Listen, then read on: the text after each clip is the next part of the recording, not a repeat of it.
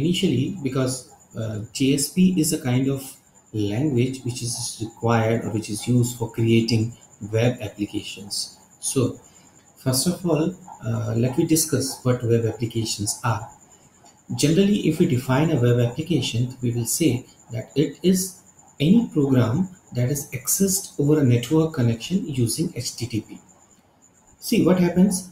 Normally, till yet, you haven't worked with some languages in which your software, your program, everything is being stored in the own device's memory. But web application is a different kind of program in which it is being stored somewhere in a separate machine that we usually call server, and we access that program from that server with the help of a network using HTTP. Okay, so it will not be in the same device memory. The application or the program will be in a separate server's memory, and from the server's memory, with the help of network and with the help of HTTP, we will access it. It will be a kind of, say, client server concept in which the client will send the request to the server and the server will send back the response to the client. Second thing, the web-based applications generally run inside a web browser. So one thing that we always require for running the web-based applications or web application is a web browser. Web-based applications can also be client-based, but in that case, what will happen? A small part of program will be downloaded to user's desktop, and the rest of processing will be happen at external server. So in a little way, we can say that it is client-based, but not 100%. We can say that this is completely client-based system. Okay. In that one, only a little part of that application will be downloaded or stored in a client system. The maximum part of the processing part will be happen at the server side. And these web-based applications are also known as web applications. Right. So generally, you must understand that what a web application is. As you can see in the diagram, there is a client that is having a web browser in it. It is sending a request, that is HTTP request, to the web server. Okay, so basically we have to concentrate over this part here for a web application in which we will have a client that will send the request to the web server. The web server will process it by different means, like in this case it is web container server.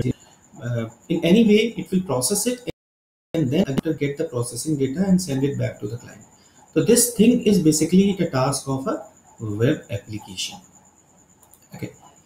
Now let's see an example. As here in this particular example, we are having say GoAvibo site, and in which we can book our tickets.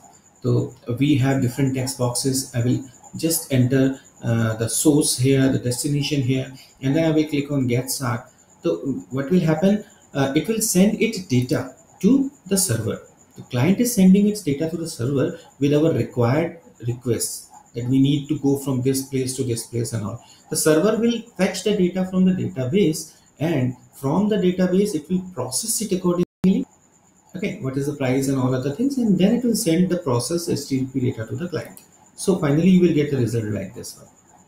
Okay, so this is what a web application is, in which the user send a request from the client, and then the server process it and send back the output to the client. Some examples of web applications may be Amazon, Flipkart, BookMyShow, GoAvibo, IRCTC, and all different, many more sites are there that you can say are web applications. Next thing that we have to concentrate is basically we usually be confused that what is a website and what is a web application.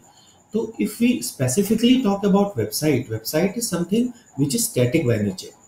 That means once you created the page, all over the world, anyone who is opening your website is seeing the same page. But a web application is dynamic in nature.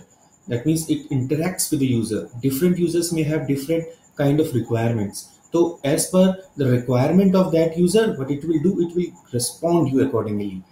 Say I'm saying I'm going from Delhi to New York. Some other person is saying he's going Delhi to Bombay. Some other person may say he's going Bombay to New York, and all that things. So every user is having its own requirement, and as per its requirement, it is responding it back. So in web applications, there is a user interaction, and in a website, it's static. It's only for providing information. like in CNN.com, PHP.net. These are basically the sites which are showing you the uh, general information about the site. Why in web applications we are allowing users to interact with. Okay. Uh, Now, what basically the JSP? We have introduced about web applications before because JSP or Java Server Pages are basically used for creating web applications. So these are the technology for developing web pages that support dynamic contents, or we can say that we can create or we can develop web applications with the help of Java Server Pages. What they do using JSP, what we specially do, we have a special tag like these are called scriptlets, and inside these scriptlets we specify some code that we want to embed with it. What you can do with JSP is you can combine Java with HTML to provide dynamic contents for web pages. As you can see in this diagram, that we have HTML content, and inside HTML we have embedding this Java code so that it should be processed accordingly.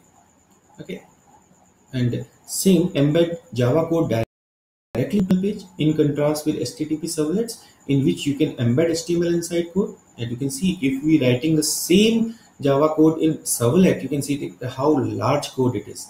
So in JSP we have the benefit like this one, that we do not need to write this specific code. We left it to the compiler, to the server. It will automatically perform this kind of activity for you, and it will give you the result. So JSP is easier, and it usually perform with smaller codes. Okay. And the third one is separate the dynamic content of web page from its presentation. So like in this case, H1 welcome to this example page is general HTML code, and out.println 2 into 5 is a processing. So this dynamic code is being separated with the presentation code in this way. Okay, so for this purpose